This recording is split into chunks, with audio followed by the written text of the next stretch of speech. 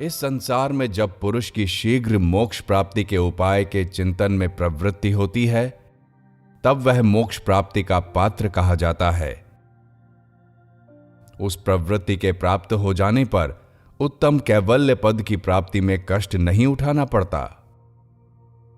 उस केवल रूप परमात्मा की प्राप्ति में धन संपत्ति, मित्र, भाई बंधु, हाथ पैर का संचालन, देशांतर गमन, शारीरिक कष्ट सहन और तीर्थ सेवन आदि उपकारी नहीं हो सकते।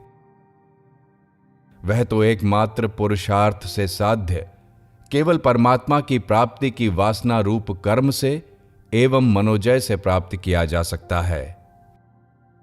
सुखपूर्वक सेवन करने योग्य आसन पर बैठकर उस परब्रह्म का चिंतन करने वाले पुरुष को उपर्युक्त परम पद की प्राप्ति हो जाती है। फिर तो उसे न शोक करना पड़ता है और न संसार में उसका पुनर्जन्म ही होता है। जैसे मृग तृष्णा में जलाभास दिखता है, वास्तव में वहां जल नहीं रहता, उसी तरह स्वर्गलोक और मनुष्य लोक के संपूर्ण भावों के विनाशी होने के कारण इन दोनों लोकों में वास्तविक सुख नहीं है। इसलिए जो शम और संतोष का साधन है, उस मनोजय की प्राप्ति के लिए उपाय सोचना चाहिए। उससे वह आनंद उपलब्ध होता है जो परमात्मा के साथ एकात्म संबंध से मिलता है। अतः देवता, दानव, राक्षस और मनुष्य को बैठते, चलते, गिरते, पड़ते अथवा घूमते हुए सदा ही मनोजय जनित उस परम सुख को अवश्य प्राप्त करना चाहिए, क्योंकि वह शांति रूप विकसित पुष्पों से लदे हुए विवेक रूप महान वृक्ष का फल है। पूर्ण रूप से शांत मन अत्यंत निर्मल और भ्रम रहित हो जाता है। उस विश्रांत मन में किसी प्रकार की स्पृहा नहीं रह जाती।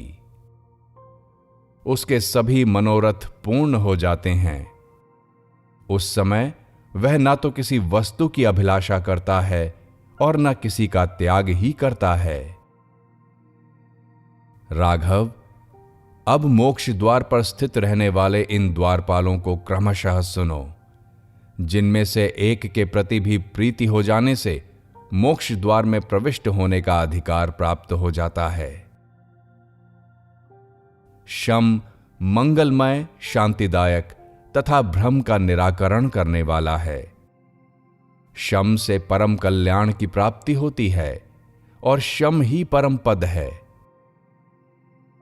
शम की प्राप्ति से पूर्णतः तृप्त हुए जिस पुरुष का चित्त शम विभूषित होने के कारण शीतल एवं निर्मल हो गया है, उसका शत्रु भी मित्र बन जाता है।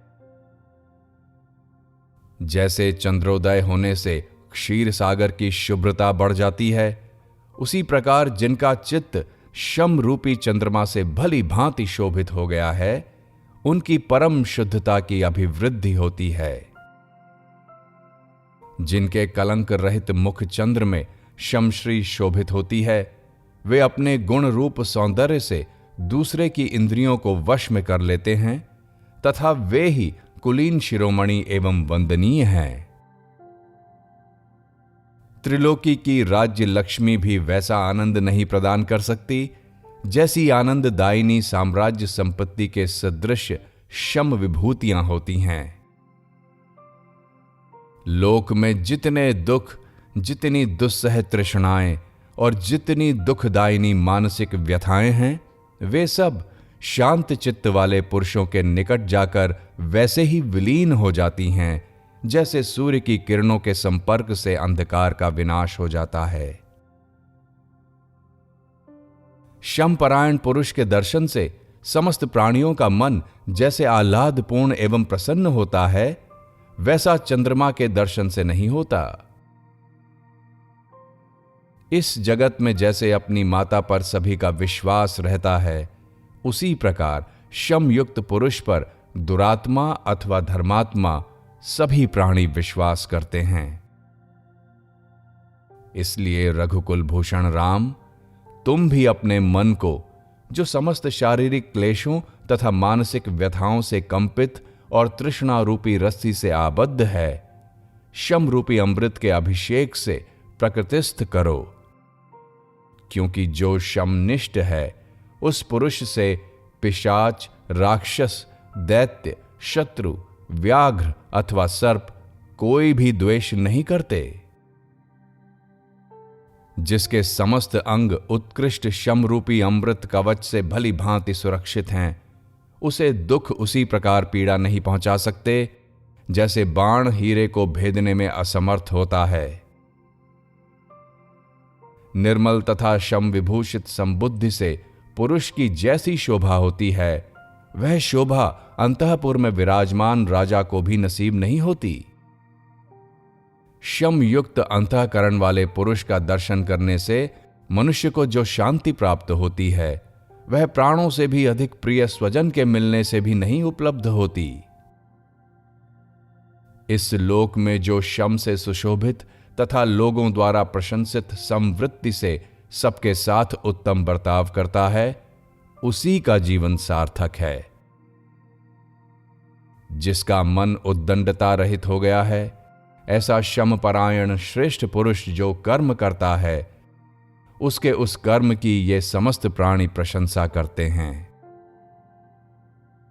जो पुरुष प्रिय और अप्रिय को सुनकर, स्पर्श कर, देखकर, खाकर और सूंघकर न तो हर्षित होता है और न खिन्न होता है, वह शांत कहा गया है।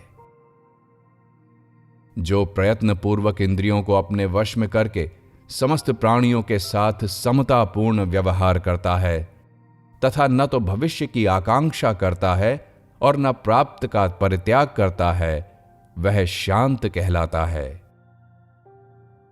जिसका मन मरण, उत्सव और युद्ध के अवसर पर भी व्याकुल न होकर चंद्रमंडल के समान निर्मल आभा से युक्त रहता है, वह शांत कहा जाता है।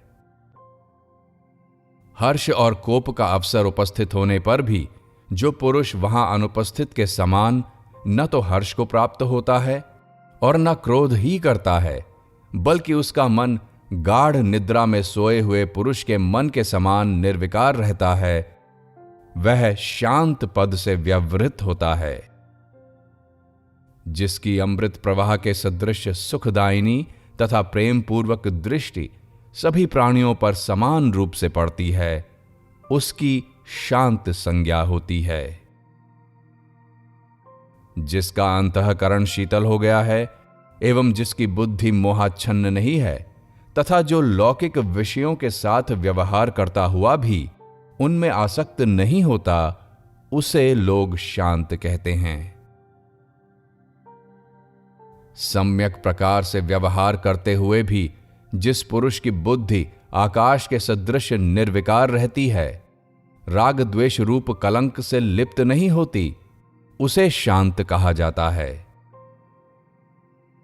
तपस्वियों, विद्वानों, याजकों, नरेशों, बलवानों और गुणियों के समुदाय में शमयुक्त पुरुष की ही विशेष शोभा होती है।